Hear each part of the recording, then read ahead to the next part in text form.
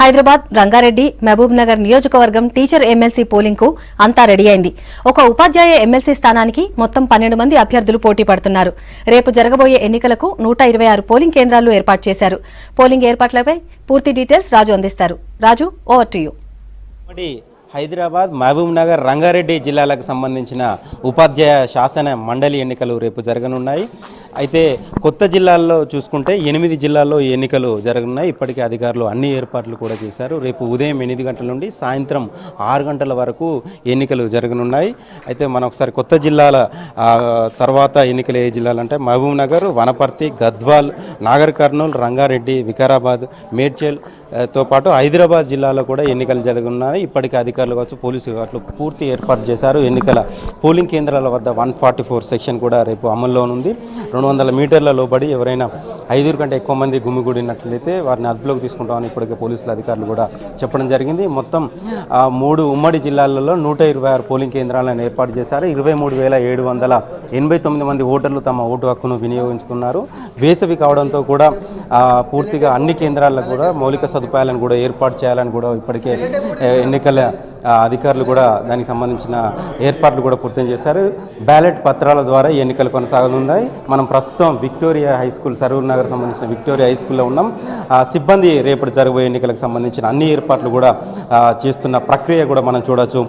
ఇక్కడ ఎంతమంది ఓటర్లు తమ ఓటు హక్కును వినియోగించుకున్నారు ఒకసారి తెలుసుకునే ప్రయత్నం చేద్దాం. సార్ చెప్పండి సార్, ఇక్కడ ఈ పోలింగ్ బూత్లో ఎంతమంది ఓటర్లు తమ ఓటు హక్కును వినియోగించుకున్నారు, ఏర్పాట్లు ఎలా చేయబోతున్నారు? 612 మంది, అందులో పురుషులు 356, స్త్రీలు 256. పోలింగ్ ప్రక్రియ కూడా ప్రశాంతంగా జరగడానికి కూడా పోలీసులు ఏర్పాట్లు కూడా చేశారు. అదేవిధంగా వెబ్ కాస్టింగ్ ద్వారా కూడా పోలింగ్ ప్రక్రియను కూడా ఎప్పటికప్పుడు పర్యవేక్షించే వెబ్ కాస్టింగ్ కూడా అందుబాటులో చేశారు. 12 మంది అభ్యర్థులు ఈ పోటీలో శాసన మండలి ఈ పోటీలో తలపడుతున్నారు. అయితే అన్ని జిల్లాలకు సంబంధించిన 8 జిల్లాలకు కొత్తగా రాష్ట్రంలో ఏర్పాటు చేసిన కొత్త జిల్లాలతో కలిపి చూసుకుంటే 8 జిల్లాల్లో కూడా ఈ ఎన్నికల ప్రక్రియకు సంబంధించిన ఏర్పాట్లు అధికారులు పూర్తిగా చేశారు. అయితే ఒకసారి పరిశీలించినట్లయితే అతి తక్కువగా ఓట్లు నమోదున్నది ఏంటంటే వనపర్తి జిల్లాకు సంబంధించిన గన్పూర్ మండలంలోని జెడ్పీఎస్ఎస్లో కేవలం ఆరుగురే ఓటర్లు ఉన్నారు. అందులో కూడా 4 మేలు, 2 ఫీమేల్ ఓటర్లు ఉన్నారు.